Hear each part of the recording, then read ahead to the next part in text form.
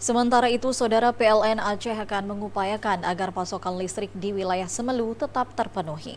Pemulihan kerusakan perlu diupayakan untuk menormalkan kembali pasokan listrik pasca kebakaran tersebut. GM PLN Unit Induk Wilayah Aceh, Parulian Noviandri mengatakan bahwa pihaknya telah bergerak cepat untuk menormalkan kembali pasokan listrik pasca terbakarnya mesin PLTD Kampung Air Simelu.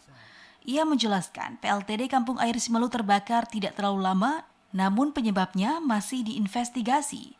Setelah kebakaran itu diupayakan listrik tetap hidup tetapi bergilir, saat ini mesin PLTD masih bisa diperbaiki. Dengan adanya kebakaran itu sebenarnya ada terjadi pemadaman di Sinabang.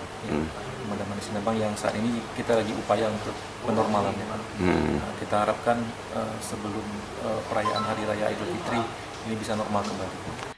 Pihaknya menyampaikan permohonan maaf kepada masyarakat atau pelanggan atas musibah kebakaran itu dan PLN berupaya menormalkan secara bertahap. Dari Banda Aceh, Fajar Yada, TVRI melaporkan.